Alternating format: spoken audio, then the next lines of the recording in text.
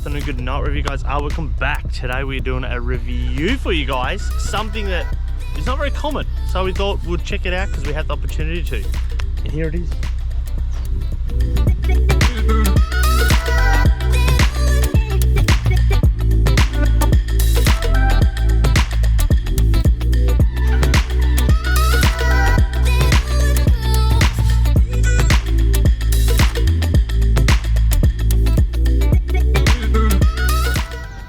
Alright, so first off the bat, it is a 2017 RC350 F Sport, so therefore it has some extra fancy things like wheels, interiors and whatnot. So basically this one here is the F Sport, and it is that 3.5 litre, hence it is the RC350. So this thing is an 8-speed automatic. It goes up and goes pretty well. So we gave it a little fang and it goes okay. Steering wise, it's actually quite firm, like good, real sharp, real nice. The back feels kind of strange, but we're going to drive around that anyway. Alright, so we've basically picked this thing up about a couple of minutes anyway. And first impression is it's quite firm in the front, look just up to the back, so we'll work that out. Quite small, like I'm not a big person. Quinny here's a little bit bigger. Like how is it for size? Like it's fairly tight. It's a bit nice. Like, you know, obviously being an Islander, it's a bit small, but even for David, like you said, it's more of a race car feel. It has, but it's got all fancy things going on here. Fully fancy things. And obviously the owner doesn't mind us giving it a bit of a thrash, which is a bonus. But we're gonna go for a bit, open the throttle a little bit, let it warm up, see how it goes. But overall impression, damn fancy. Considering you never see, like no one ever talks about these cars, you never see these cars. I found they're a little bit of an understated vehicle. So from my little bit of research that I have done, they apparently flopped. But I don't know why, because this thing's, you know, pretty fresh, so.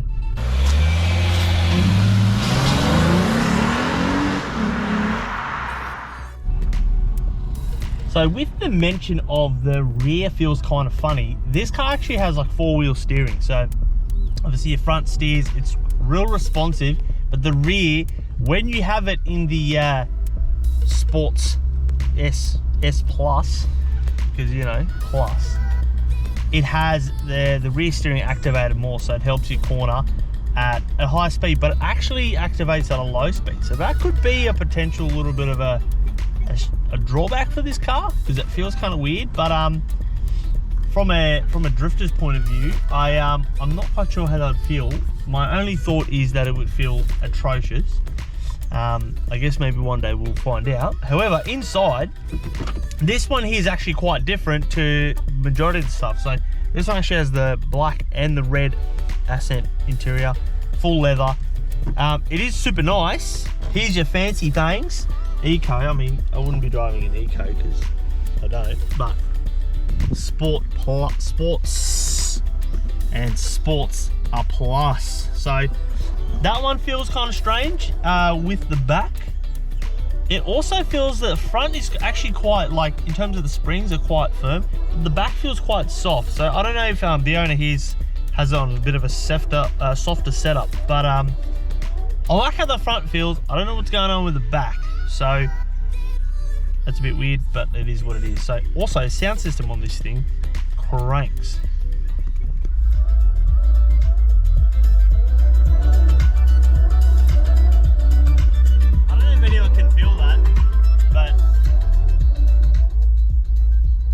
The dial, however, is a bit small. If you have fat fingers, you're not gonna like that. Like I said before, it is a bit tight inside. It's got the fancy, check this rig out. It fully opens above the roof. I reckon AU Falcons need that mod. Inside, yeah, you can't have too many people. It's only a 4-seater. So if you're gonna take all the cuzzies, or just you and 3 of your cuzzies, unless you put one in the boot. Let's go have a quick look under the bonnet.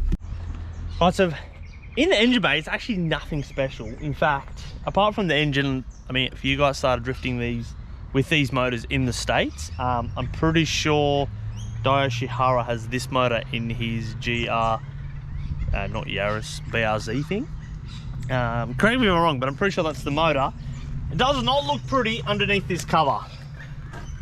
Looks kind of hideous, personally. Very, you know, VT Commodores. This is very VT Commodore here. That's a bit weird. Nonetheless, but that's why they put this thing back on, so it actually looks alright. Well, my personal thing, I don't know what Lexus was doing here with this headlight, but this, what the heck is this? What are you doing here? This is really weird. I'm like, I know Lexus have gone hectic with their big grills. Don't mind this one. The light thing, this looks like it's been punched in the face or in your eye. Like, looks terrible. However, the back of it I like. The side looks alright. It's very Mustang-y. Very Mustang-y. With the body lines, there's a few, like, obviously it's not a Mustang at all, but the roof line, like, being the fact that I've watched both this and the Mustang today within the same time, seems actually quite similar in terms of length and all those things. And the back looks a whole lot nicer than the front. So the back I approve of.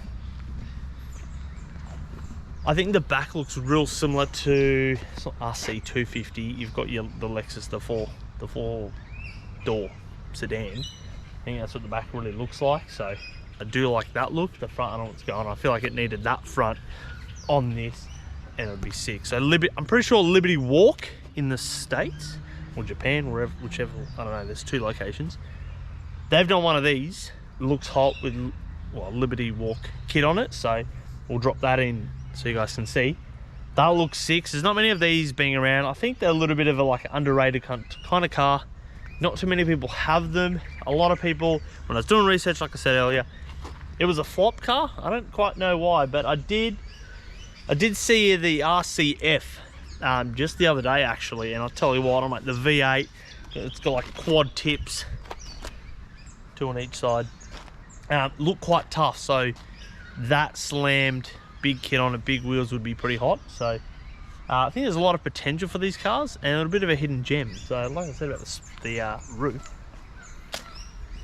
it kind of looks like it's going to rip off. I mean, if you were going to be doing a big backy entry somewhere, that could be a problem.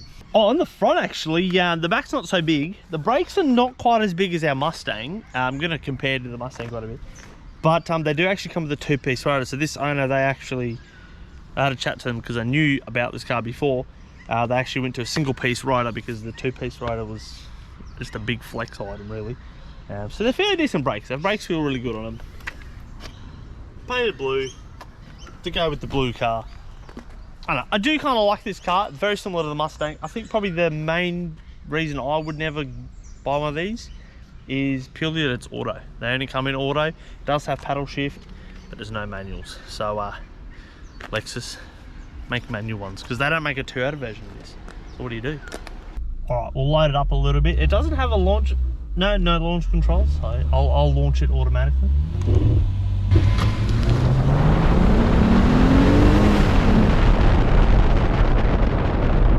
It's not the slowest car. It's definitely not the Mustang at all. So pretty right actually. And for a full luxury car with the weight that it has, it's not bad.